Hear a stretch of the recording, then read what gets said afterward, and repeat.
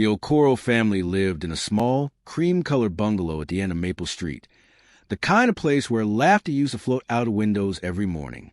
But lately, that laughter had been replaced by something darker, silence and shouting. 10-year-old twins Amara and Amari could tell something was wrong long before anyone said a word. Their father, Mr. Chief Okorie, used to come home whistling, carrying meat pies and stories from his office job. Now he came home quiet, shoulders heavy, eyes tired. Their mother, Mrs. Ijeoma Okorie, once danced while cooking, singing along to old love songs. Now, she barely looked up from her phone, her voice sharp and quick. And that Saturday morning, the one that changed everything, began with thunder outside and shouting inside. From their shared bedroom, the twins could hear their parents' voices bouncing off the walls. Mrs. Okorie yelling, "You don't listen to me anymore. Nsukka, you come home late and act like I'm invisible." Mr. Okorie snapping, "Invisible? I'm working 2 jobs to keep this house standing. Do you think it's easy?" Amari sat up in bed, clutching his pillow. "They're fighting again," he whispered. Amara nodded quietly, tears forming in her eyes. The noise grew louder.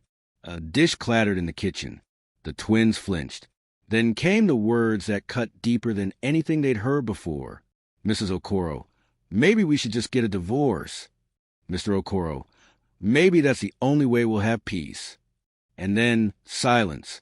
The kind of silence that makes you realize something precious has just broken. 2 doors slammed.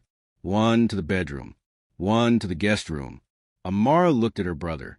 "Divorce means they'll split up, right?" Amari nodded, eyes wide. "And we'll have to choose who to live with." She shook her head fiercely. No, we can't. I can't live without Mom and Dad." Amari hugged his twin tightly. "We'll fix it," he said. "We have to." And for the first time in weeks, their hearts had one shared mission: save their family. That afternoon, the house was eerily quiet. Their father sat in the living room, pretending to read a newspaper he hadn't turned in 10 minutes. Their mother stayed in the kitchen, washing dishes she'd already washed twice. The twins peeked from behind the door frame, whispering. Amara said softly, "They're not even looking at each other." Amari sighed. "They don't smile anymore. It's like they forgot how.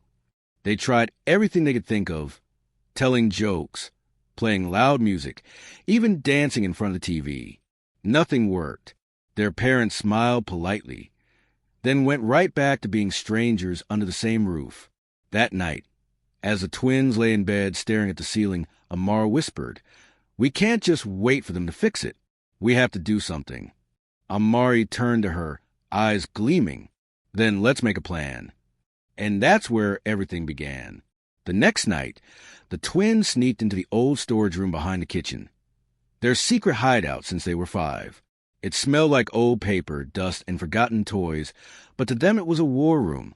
Amara brought a small notebook with pink flowers on the cover. Amari brought a flashlight, biscuits, and juice boxes. They sat cross-legged on the floor, whispering like tiny generals planning a mission. Amara opened her notebook. On the first page, she wrote in big, bold letters, "Operation Family Rescue." "Okay," Amara said, tapping the pen on her lip. "Step 1, we need to stop them from fighting." Amari scratched his head. "How?" "Maybe we write a note that says, 'Please don't divorce, we love you.'" Amari frowned. "That's too soft. They'll just say, 'Oh,' and keep fighting." "Then what's your idea?" she asked, crossing her arms. Amari thought hard. Then a mischievous grin spread across his face. "What if we make them talk to each other by force?" Amara blinked. "What do you mean?" Amari leaned closer. "We tie them up.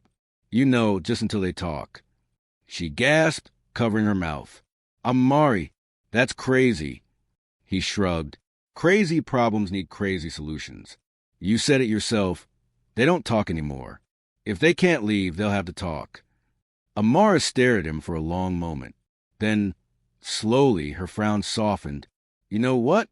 Maybe crazy will work." They both burst out laughing quietly.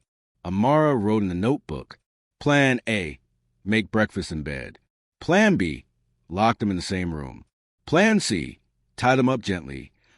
Amari leaned back, proud. We'll be like superheroes, the family fixers. Amara giggled. Yeah, superheroes with ropes. The next morning, the twins began gathering supplies. Amara found colorful scarves, jump ropes, and ribbons in their old toy box. Amari borrowed tape and string from the kitchen drawer. They practiced tying knots on their teddy bear, laughing at their handiwork. Amara whispered, "Not too tight. We don't want to hurt them." Amari nodded, just enough so they can't escape until they talk. That night, they hid everything under their bed and waited. The plan was risky. It was bold. But for Amara and Amari, it was the only way to keep their family together. And as they drifted asleep, Amara whispered into the dark, "Tomorrow we save Mom and Dad." The next morning before dawn, they crept into their parents' room. Their father was snoring lightly. Their mother's phone glowed on the bedside table. Amara whispered, "Ready?" Amari nodded, holding the ropes and scarves they'd taken from their toy chest. They tied their parents' wrists to the chairs in the living room, gently but firmly, and waited. Minutes later, Mrs. Okorie's eyes fluttered open. She gasped, What is this?" Mr. Okorie jerked awake. "What's going on here?" The twins stepped out from behind the sofa, holding hands. Amara's voice trembled. "You two are not going anywhere until you fix things." Amari added, "We can't live in two different homes. So you'll stay here until you love each other again." The parents looked at each other, speechless.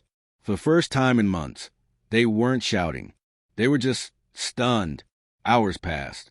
The twins placed a tray of bread and water before them. Amara said softly, "We don't want you to starve while you make peace." Mr. Okorie groaned. "This is unbelievable." But Mrs. Okorie's eyes filled with tears. "You did this because you're scared?" The twins nodded silently. Something inside the parents cracked. Mr. Okorie sighed deeply. "We've been so busy fighting. We forgot how it's hurting you, too." Mrs. Okorie turned to him. "We've both been hurting, too, Nsukka."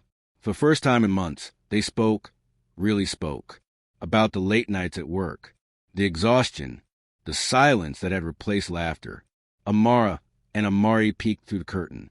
Their father's face had softened. Their mother was smiling faintly through tears. The ropes weren't holding them anymore.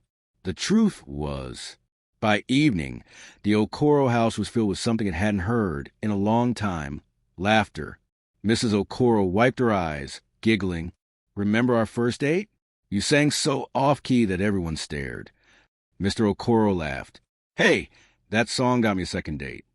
They laughed again, and in the corner, the twins grinned at each other. Amari whispered, "It's working." Amara nodded. "Told you, crazy works." When the laughter finally faded, the twins stepped out. Amara untied her mother. Amari freed his father. Mrs. Okorie stood up and pulled them both into a warm, tearful hug. "You too. You shouldn't have done that. But maybe you saved us." Mr. Okorie kissed the top of Amara's head. "You reminded us what really matters."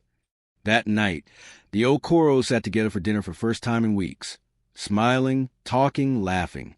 The Okorie home felt alive again. Movie nights were back. Sunday pancakes returned. Arguments still happened, but they never lasted long. One evening, when the parents started to disagree about something small, Amari crossed his arms and smirked. "Should I get the ropes again?" They all burst out laughing. The house that once echoed with anger now rang with joy. Weeks later, Amara wrote something in her old notebook. She titled it What We Learned. It read, "Love doesn't die when people fight. It dies when people forget why they loved each other in the first place. Sometimes it takes small hands to tie big hearts back together."